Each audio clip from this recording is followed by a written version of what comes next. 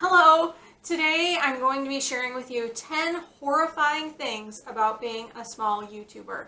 I have been on YouTube now with this channel in 2025 for 10 years and another small channel for 8 years. I've tried to be a really positive person on YouTube, but I feel like 10 years on here, maybe I've earned the right to complain a little bit. But I'll still try to keep this not too complainy, but yeah, I'm going to complain a little bit. I'm going to have 10 different things and I will put them in the description in case you want to skip around a little bit. Basically, if you are a small channel yourself, you may have some things that resonate with you, but I'm also making this for just people who are casual viewers on YouTube who may not understand what happens behind the scenes. That's really what I want to focus on, is just helping to educate people about what it's like to be a small YouTuber. At the end, I have some solutions or ideas for viewers and also for YouTube. Now, I'm sure YouTube will never see them or care, but I'm still going to put them out there. The first two of these have to do with money. So I want to be very open about the fact that I joined YouTube never expecting to make any money. And it's a good thing I did because I never have. But I did want to put that out there, that the first two have to do with money. So if you're not interested in this topic, you can skip to the third point. The rest of them don't. Here's the first one. And I think it will come as a surprise to many people. And that is, most YouTubers make this much money on YouTube. Right? I think we all kind of assume that everybody on YouTube is making money. But the fact of the matter is, most people are not making anything on YouTube. Most channels aren't monetized. I tried to find the exact percentage, but I'm sure YouTube is not too keen on sharing that, right? I've seen estimates of how many are not monetized. I've seen 95% and I've seen 99%. Honestly, 99% would not surprise me because I think a lot of people try YouTube and think they're going to make money and very quickly see the reality that they're not going to and just hightail it out of here. So I think it's really important for all of us to realize that most people on YouTube are making content for you for free. They're not getting paid even 1 cent for their time and effort. I fault YouTube for some of this because it used to be that non-monetized channels didn't have ads on them, which was amazing. I loved it. In fact, I was like, I don't think even if I ever qualify that I want to monetize my channel, because it gives me something above the channels that are monetized. Let's say you searched for a video and you saw 2 that were on a topic you wanted to watch, and one of them was a professional's video that you knew would be loaded with ads, and one of them was from a small channel. Which one would you pick? So you see, we used to have something going for us more than the large channels with all these ads crammed down our throats. So I really regret that YouTube did that. And because I have put so much effort into my channels for 10 years and for 8 years, I really do think I would monetize them now, but I am so upset that YouTube took away that one thing that we had that put us above monetized channels. Number 2, the monetization requirements are unbelievable, especially for high effort content channels. I can think of old school animation or musicians or sketch comedy like this channel. They are impossible to meet, because they don't just go by the number of views you get, they also go by watch hours. And the watch hours are thousands. Thousands of watch hours. But imagine someone who spends months making an animation that's 1 minute long and how many views they would have to get in order to qualify for monetization.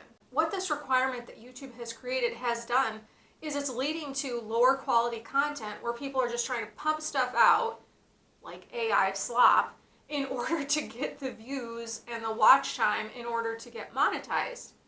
Now, a video like one of mine on this channel takes me days to make, but I don't get counted all the time that goes in behind the scenes to write the script and edit the script, to film and edit that, and all that counts is the maybe 1 minute to 2 minutes of video that results from all of that work.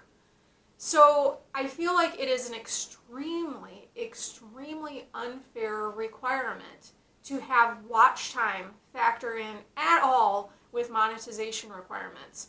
I know that doesn't make sense because YouTube has to do what works for them, but I feel like it is prioritizing low effort content on YouTube, which we don't need more of.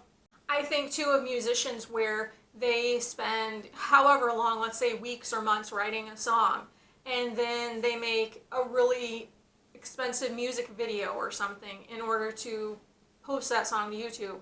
And then that video is only like 3 minutes for months of work.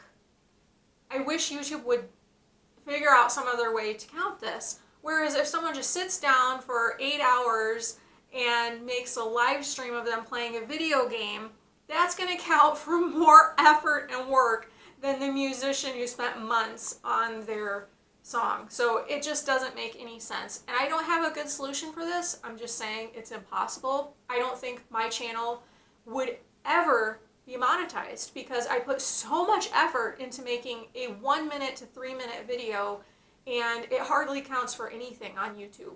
All right, let's move on from money talk. Number 3, YouTube is not easy. Thankfully, I have not seen people post this on my channel, but I hear people talk about it all the time elsewhere. And it is not easy. I think one of the things that we get in our minds may be that the amount of time it took to make a video is the number of minutes the video is. And that's not the case. Even this video, which seems like it's going to be easy, is going to be a nightmare when it comes to editing. And it's going to take me a long time. For me, it's coming up with an idea, writing the script, coming up with costuming, and all sorts of things go into it. But also, another thing that makes it difficult is the comments. First of all, I love comments. I don't get enough comments, so please leave comments. But when I have had videos take off, I was like in shock at how much it became a job just to stay there and have to monitor the comments, reply to the comments, remove really bad comments, which thankfully I don't get a lot of, but it was a huge deal.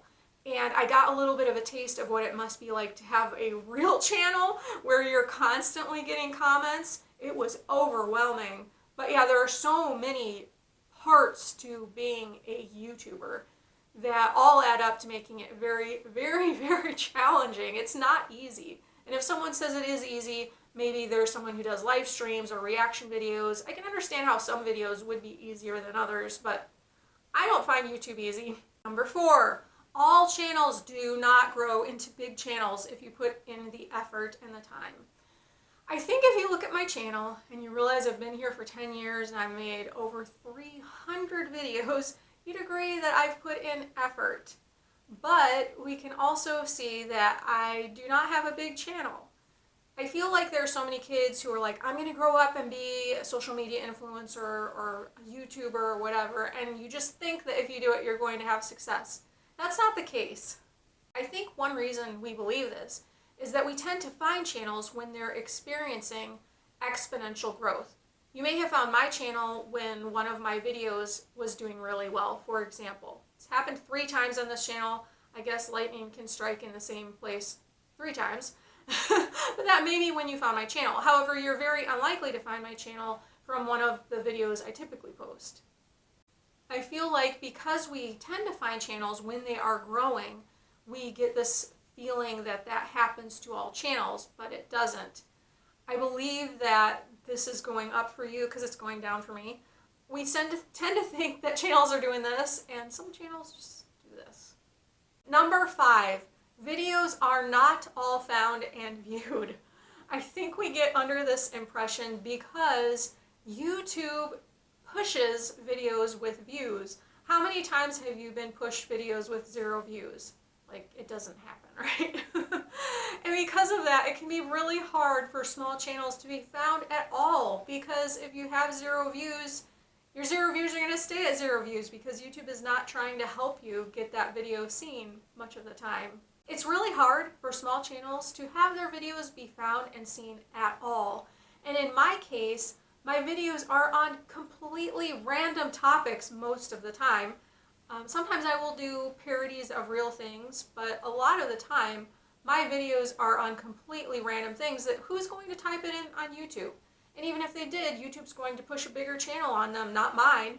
One way that you can see this, just to see that videos don't all get views, is to search for a topic and then search by newest first, because this forces YouTube to show you the small channels as well. And you can just go through, scroll, and see all of these videos with 0 views and potentially no chance of ever having any views. I'm going to put a link in the description to YouTube's explanation of how videos are found, and if you read it, and especially if you read between the lines, you'll see why small channels are at a huge disadvantage for getting any views on their videos. Here's a little friend who showed up for a palate cleanser, but I'm going to let her leave if she would like to. So number 6 is that it is not good to subscribe to someone's channel for support.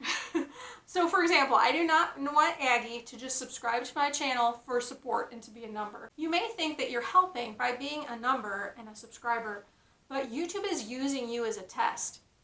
And you may be failing that test in trying to help your friend or family member. Let me explain. It's believed that YouTube uses you as an early test as to whether or not to show the video to other people.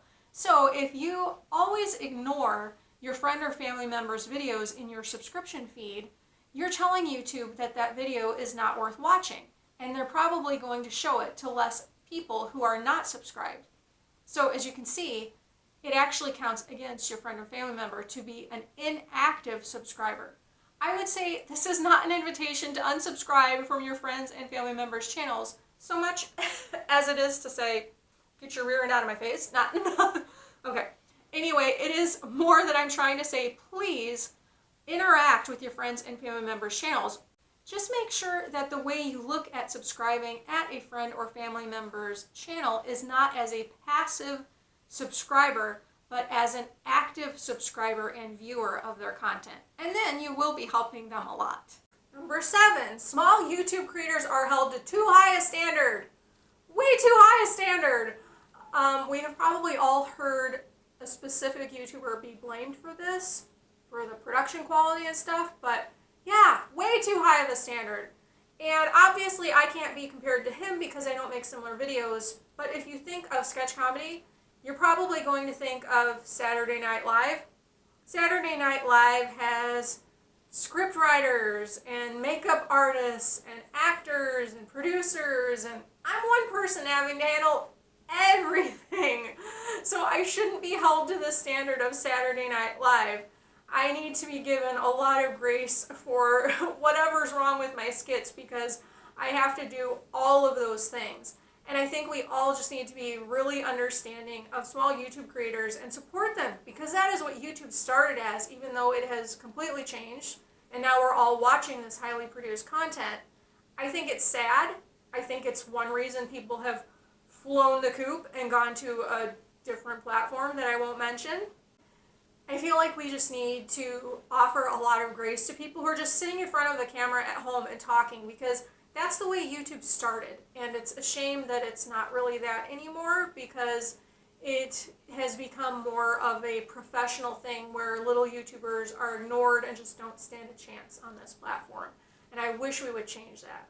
Number 8, we are real people going through real things behind the scenes. I think one of the things that drives this home the most to me, and I'm going to start crying, is that 2 of the people I subscribe to on YouTube, and I've stayed subscribed to their channels, have passed away from cancer. And I want to ask anyone who has been cruel to a creator in the comments to really think about that. I'm an ugly crier, by the way, I'm sorry. I'm trying really hard not to, but I can't help it. Really think about the fact that there is no buffer between you and a creator. It's hugely different if you, let's say, critique an actor or actress.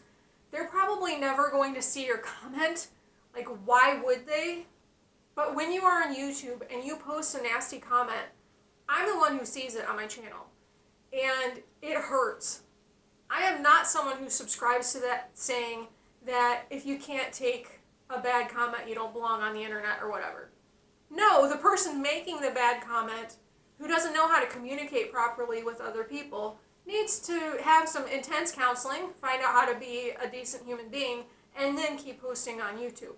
There are a lot of creators on YouTube who draw attention to troll comments and even tell people their name or even post their comment. I wouldn't do that because you are giving them attention. Some people like attention, whether it's good or bad. So I have made one skit about trolls, and I'll put a link to it in the description. It's how I handle stuff. It's how I wish everyone would handle stuff, and move on from it. Like, don't dwell on it either because you don't want it stuck in your brain. Just get rid of it. Move on if you can. And don't give them a voice on your channel. They'll move on to somewhere else. This one may be controversial, but I don't care. I'm going to say it anyway. Number 9, shadow bans do exist no matter what YouTube says. I was a victim of one that I have heard about a little bit on YouTube, but you have to dig to find information about this. I don't think YouTube ever addressed it. We just knew it was going on if it happened to us. Basically, YouTube got in trouble for kids being in YouTube videos, and they went through, probably using AI, and turned comments off on any videos that featured kids. I don't think I look like a kid. I think I have a voice that could sound a little bit like a boy going through puberty because it like cracks and stuff. But for whatever reason, yes, they were turning the comments off on my videos. Unfortunately, if your video is suspected of featuring children, it would also probably be recommended less. People couldn't comment, so it wouldn't get boosted in the algorithm. And this was just an ongoing thing where I would realize, hey, I'm not getting any comments on this video. This is really weird. I would go look and the comments would be turned off. I would turn them back on. YouTube would turn them back off. It was incredibly frustrating and annoying, and there was no fix to it. Because I have a small channel, I don't have a contact on YouTube to say, hey, you keep turning the comments off. I am not a child. I just really couldn't do anything except to keep manually going in and turning the comments back on my videos. But this really is something that can damage your channel because it was treating my videos as if they were children's content and restricting them to some degree. Another problem I have had is with shorts. Now, when you make a short, you're basically guaranteed views. It's a little bit different than long form content in that YouTube forces shorts onto people. They force feed you by shorts, whether you want them or not. And unfortunately, I have had times where they have not put my short in the shorts feed, which they should be doing like usually it's within hours that I see it get put in the shorts feed. And usually it dies off within a day or two. But I have had experiences where it just really was not dealt with in the proper way. The real question is there someone evil scheming at YouTube against small channels? No, I don't believe that. I believe that these things happen because algorithms are not foolproof. YouTube probably doesn't like to admit when they're wrong or that something's going on that's odd. And I can't contact anybody there because I have a small channel. So I'm just kind of a victim of circumstances when something like this happens, unfortunately. Number 10, I feel like YouTube favors its big content creators way too much. Just go on the YouTube recommended feed, scroll through, and tell me how many you see that are from small channels. Maybe 1 or 2, depends on how much you scroll, but it's not a lot. And they'll just even recommend really old content or content that doesn't have anything to do with my interests before they're going to recommend me a small channel that has to do with my interests. One of the ways I see this on my own channel is that I try to mostly make evergreen content. Evergreen content is something YouTube recommends because it doesn't get old. For example, I have a parody of It's a Wonderful Life, which was already an old black and white movie. So you could watch it today and not be like, oh, this was made, I think it was one of my oldest skits around 9 or 10 years ago. And it's ageless. However, YouTube kind of looks at a video in the beginning, decides whether or not it's popular, and if it's not, they give up on it. I want to end this on a positive note with hope for how we can help to change things on YouTube. And I have a few ideas for viewers, and I have a few ideas for YouTube. And like I mentioned before, YouTube is not going to see them, but I still have them anyway. My first suggestion is to sort by newest first. This will show you small channels. If you want to support small channels, if you want to see small channels, that's one of the best ways to find them. is to type in a topic and then sort by newest first, because that forces YouTube to show you these smaller channels. Second idea I have is to like videos. If you do that, it shows YouTube's algorithm that you took the time to interact with the video, and not everybody does. So it shows that you enjoyed the video and think other people would also enjoy it. The third idea is to leave a comment, because if you leave a comment, you're not just telling YouTube's algorithm to recommend the video to other people, but you're also encouraging the creator. Obviously, my suggestion is to keep comments positive. Remember, we're making free content at the expense of our free time, so please do keep them positive. 4 is sharing the video with other people. And I noticed exponential growth on my channel when people shared one of my skits on Reddit, and I think they have shared it at least 2 or 3 times. And I'll be like, whoa, why is this video suddenly getting a whole bunch of views and subscribers or whatever? And then I was able to track down where that traffic was coming from. It really does help. Finally, are you getting tired of this video? Because I have 5 ways that I wish YouTube would help small channels. Number 1, I wish YouTube had a tab for small channels where all they would recommend would be small channels. Wow, so anyone who wanted to help a small channel, you just go to that tab, and maybe they would have it sorted by 0 to 100 subscribers, up to 500, up to 1,000 or something like that, and then you'd be taken off once you reach, let's say, 5,000 subscribers or something like that. It would be a way for us to support small channel creators, and I think it would give YouTube just this nice homey feeling, which it doesn't have. It's lost to corporate and all these ads and everything. What if they actually focused on helping people with small channels? 2, show a specific number of small channels in recommended, like maybe 1 every 4 videos is a small channel or something like that. Small channels are the main thing that are on YouTube, but I know in my recommended, I just mostly get fed big channels. So I feel like it would help if we saw a whole lot more of these small channels in our recommended feed. 3, give small channels a way to contact you, YouTube. Please, like a reliable way to reach a real person. There have been times when I needed to contact YouTube and I simply couldn't. These shadow bans, I don't know what else to call them. They're not shadow bans so much as glitches. And I wish there were a way to contact YouTube and tell them when my channel is being adversely impacted by some little glitch in their system. 4, reward channels who have been on YouTube for years and have shown that they are there for the love of making videos. I'm obviously not here for the money, but I really wish that YouTube would reward small channel creators with recommending them more and just really being behind them. I don't feel like YouTube is really behind me or caring about my channel in any way. And I have been here for 10 years and I feel that way. Whereas if I were a big channel who had been on YouTube for 2 years, I would have YouTube's full support trying to help me with my channel. And that just seems wrong to me. Number 5, find a way to reward real people who put in real effort. I feel like YouTube relies way too much on AI and not enough on real people finding us and helping us. And I know it would be hard. There are probably millions of channels on YouTube. I don't even know how it would work, but I wish we felt a little bit more humanity in YouTube. I can't tell you how discouraging it is as someone who has been here for 10 years and has put in massive amounts of work to see generative AI channels overtake YouTube and get all the views and the subscribers that I haven't been able to get in 10 years of actual work. It's really sad and discouraging, and I just feel like YouTube needs to figure out some way to celebrate humanity a little bit more. Whew, okay, I'm finally done, but I don't want to end on a negative note. I will say that I have been so grateful to have 10 years on YouTube. I made skits way before I joined YouTube, and this gave me a platform that I would have never imagined would exist back when I started making skits, and the ability to connect with people who find them funny, because in my own family when I started making them, only my mom really would watch them. And now I'm like, oh, there are actually other people who will watch my comedy too, and I just want to thank you.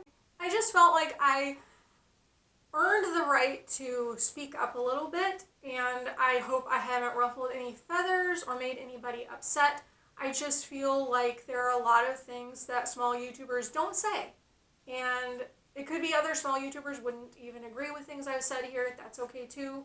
This is just my experience from having 2 different channels on YouTube.